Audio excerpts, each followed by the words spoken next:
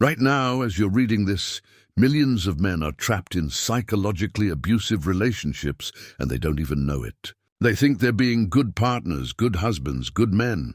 But in reality, they're victims of a type of violence so subtle, so insidious, that by the time they realize what's happening, they're already destroyed. Today, I'm going to expose the hidden world of female psychological violence, the tactics, the manipulation, the systematic destruction of men that nobody wants to talk about. Society tells you that men are the abusers and women are the victims. Always, no exceptions. But what if I told you that women commit just as much relationship violence as men?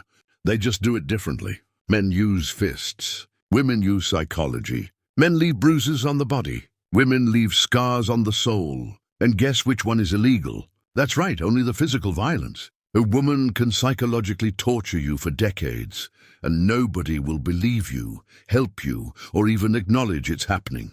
I'm about to share real cases that will make your blood run cold. These aren't weak men. These aren't losers. These are successful, strong men who got systematically broken down by masters of psychological warfare. And the most terrifying part, it probably started exactly like your relationship did. Sweet, caring, loving. That's how they get you. Let me tell you about this executive I consulted with. 60 years old, built a successful company, raised a family, thought he'd done everything right. His wife hasn't spoken to him in 3 years. Not a word. She lives in the same house, sleeps in the same bed, but treats him like he doesn't exist. He only leaves his room when she goes to work. He buys his food separately, eats alone, lives like a ghost in his own home. The house he paid for, the life he built. How did it start? She didn't like his friends. They're a bad influence. They don't respect me. It's them or me, so he chose her. Then it was his hobbies. Fishing is childish. Golf is a waste of money. You should spend time with family, so he gave those up too. Then his family. Your brother is toxic. Your mother doesn't like me. We need boundaries. Before he knew it, he had nobody left but her. And once she had him completely isolated, she stopped pretending to care. The sickest part? The house is in her name. He took out a massive mortgage right before retirement, put it all in her name, because that's what loving husbands do. And now he's trapped, paying for a prison he can't escape. If he leaves, he's homeless at 60. If he stays, he's dying inside. He hasn't had sex in over a decade. He hasn't had a conversation in 3 years. He's a broken man who built an empire but can't even eat dinner in his own kitchen. Here's what men don't understand about female violence. It's designed to be invisible. When a man hits a woman, everyone can see the bruise. When a woman destroys a man psychologically, nobody sees anything. She looks like a saint while you look crazy. She plays the victim while being the predator. She cries in public while torturing you in private. And if you ever react, if you ever raise your voice or punch a wall, suddenly you're the abuser, and she's proven right about you. Let me break down the weapons they use, because once you see them, you can't unsee them. First is guilt manipulation. Everything becomes your fault. She's unhappy. You're not romantic enough. She's bored. You're not exciting enough. She cheated. You drove her to it. You're constantly trying to fix problems that don't exist. Apologizing for crimes you didn't commit. Making up for failures that are just her projections. There was this programmer who came to me, a brilliant guy, makes serious money. His wife has him convinced he's a sex addict who needs therapy. Why? Because he wants sex more than once a month. She's weaponized psychology against him. You're obsessed with sex. You only see me as an object. You need help. So now he's in therapy for having a normal sex drive, while she controls him through manufactured shame. She decides when, how, and if they have sex, and he's grateful for scraps because she's convinced him he's broken. The second weapon is isolation. This one's genius in its simplicity. She doesn't forbid you from seeing friends.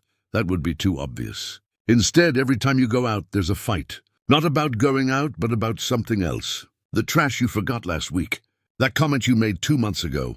She times these fights perfectly, so you're either late, upset, or you cancel entirely. After a while, your friends stop inviting you. He's whipped. She's got him on a leash. They fade away. and she never had to explicitly forbid anything. Then she love bombs you. We don't need anyone else. You and me against the world. Nobody understands us like we understand each other. It feels romantic until you realize you're completely alone with someone who's systematically destroying you. Your support network is gone. Your reality check is gone. She becomes your only source of validation, and she uses it like a weapon. The third weapon is public humiliation disguised as jokes. She tells funny stories about your failures. She mentions your insecurities casually in conversation. Oh, Bob's trying to lose weight again. Yeah, Mike's business idea didn't work out, but he's trying something new. She undermines you constantly, but with a smile. So if you object, you're the one who can't take a joke. You're too sensitive. You're ruining the mood. I heard about this situation at a dinner party. The wife spent the entire night making jokes about her husband's salary, his receding hairline, his performance in bed. Everyone laughed uncomfortably while he sat there dying inside. But what could he do? If he gets angry, he's the abusive husband who can't take a joke. If he leaves, he's the dramatic one who ruined the evening. He just had to sit there and take it while everyone watched him shrink. The fourth weapon is sex as currency. This is so common it's considered normal, but it's abuse. Sex becomes a reward system. You do what she wants. Maybe you get lucky. You disagree with her, a dry spell. You want to see your friends. I'm not in the mood. You cancel plans with friends. Come to bed, baby. She trains you like a dog, and you don't even realize it's happening. You just know that keeping her happy means maybe, possibly, if you're good enough, you might get the intimacy that should be a normal part of your relationship. There's this entrepreneur I worked with, married 15 years, hasn't had sex in 3. Not because he doesn't want it, but because his wife has created impossible conditions. He needs to lose 20 first, but also make more money, but also spend more time at home, but also be more spontaneous, but also plan more dates. The goalpost keeps moving because the goal isn't to have sex with him. It's to control him through the promise of it. The fifth weapon is financial control through social pressure. She doesn't need access to your accounts when she can shame you into spending. Sarah's husband bought her a Tesla. My sister's family goes to Europe every summer. I guess I'm just not worth a nice ring. You work yourself to death trying to afford the lifestyle she demands. And if you can't provide it, you're a failure as a man. But if you work too much to afford it, you're neglecting the family. You can't win because winning was never an option. The sixth weapon is the children. This is the nuclear option. You'll never see your kids again.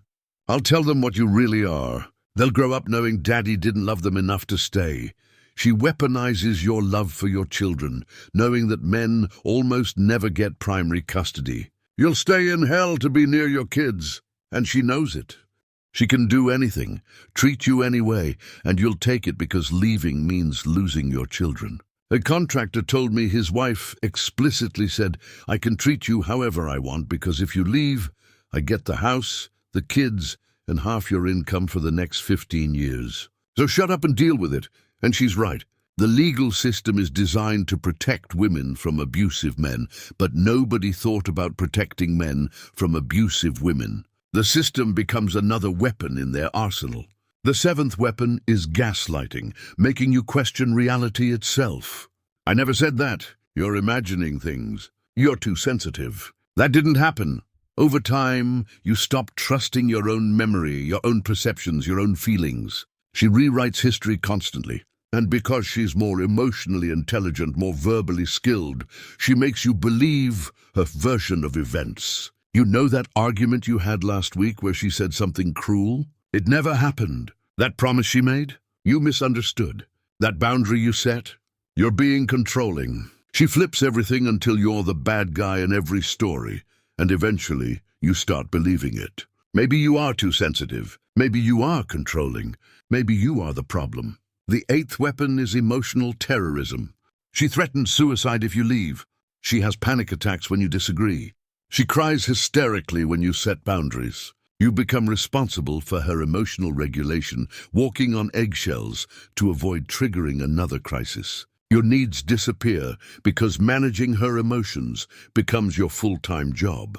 There's this doctor whose wife has anxiety attacks every time he tries to go to professional conferences. Real panic attacks with hyperventilating and everything, except they only happen when he tries to have independence. He hasn't been to a conference in 5 years. His career is stagnating, but at least she's stable.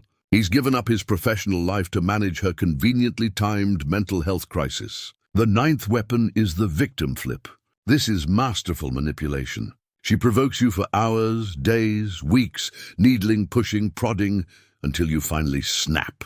You yell, you punch a wall, you throw something, and suddenly she's the victim. She has evidence. You're the abuser.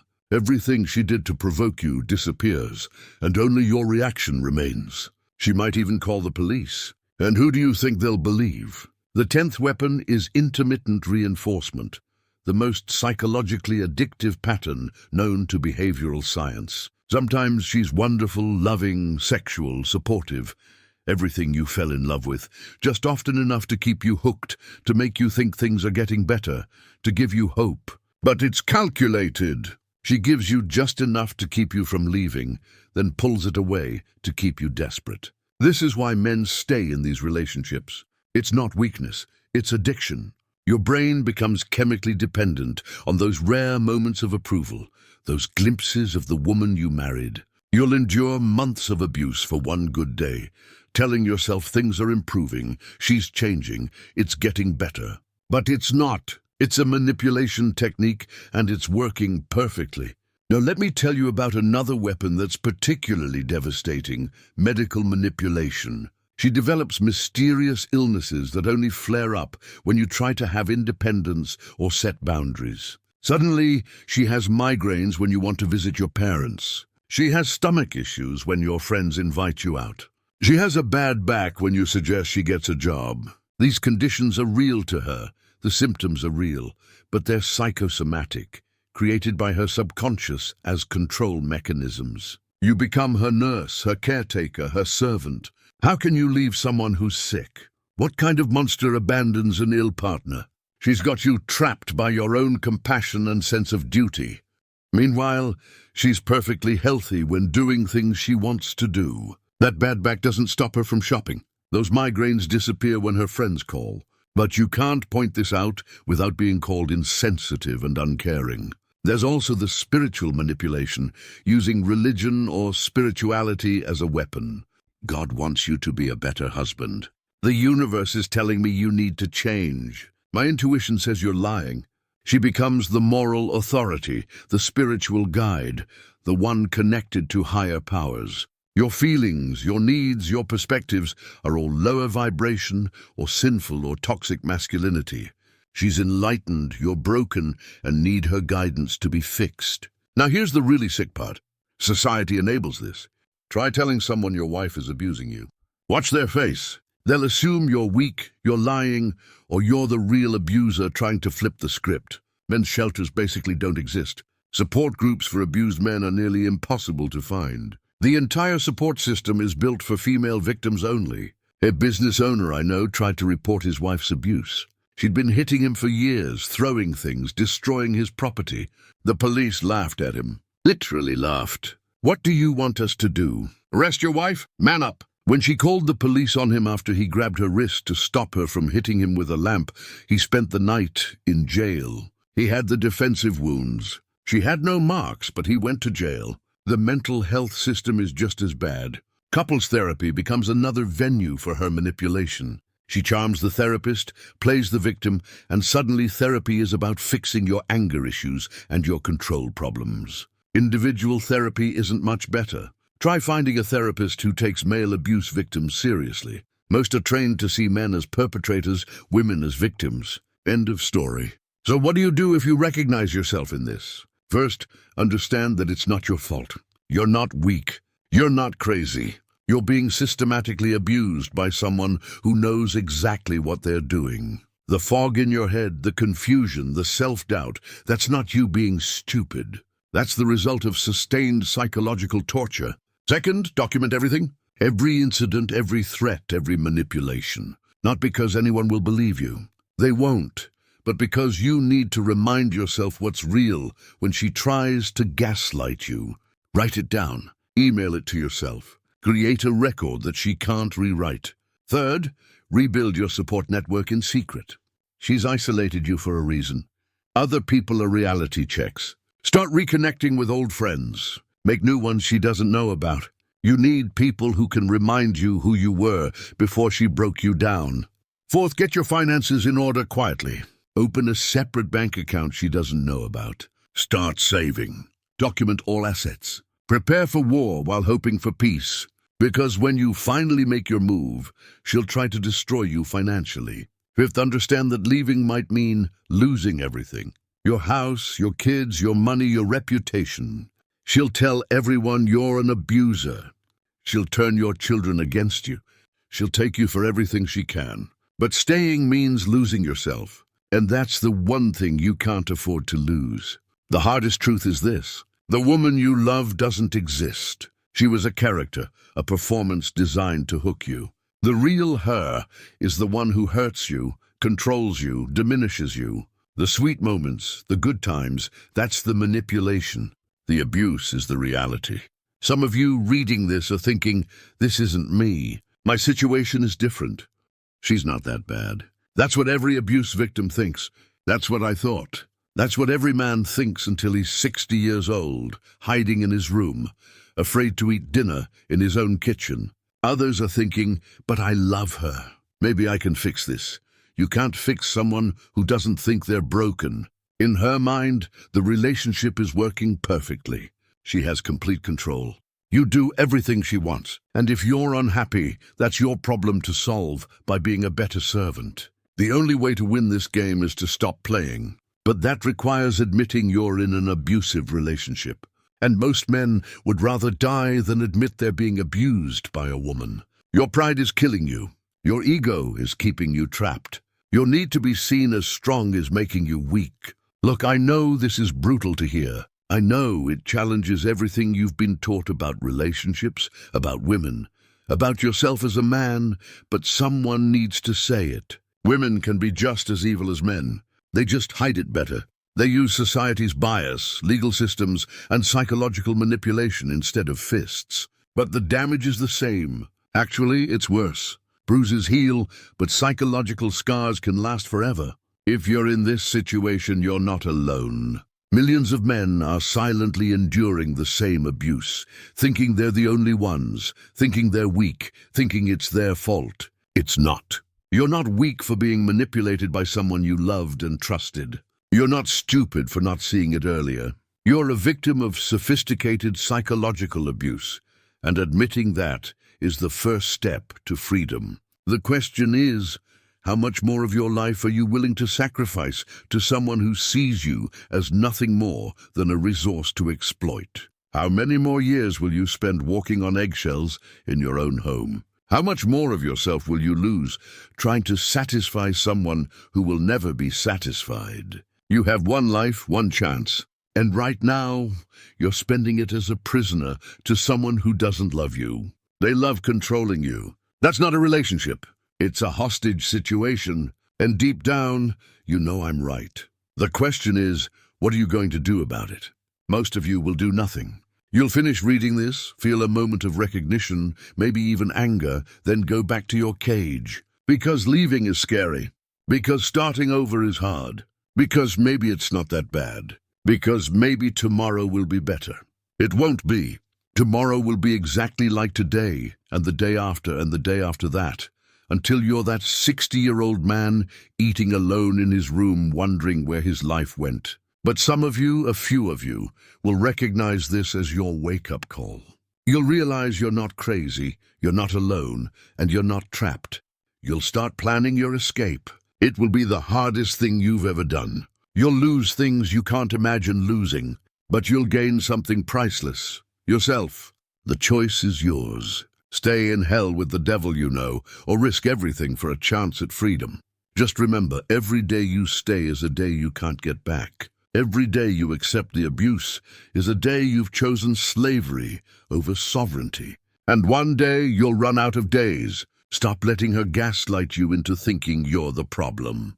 Stop letting society shame you into silence. Stop letting fear keep you trapped. You deserve better. You deserve peace. You deserve respect. You deserve love that doesn't come with conditions, manipulation, and control. But you'll never get it as long as you stay with someone who sees your pain as their power. The clock is ticking.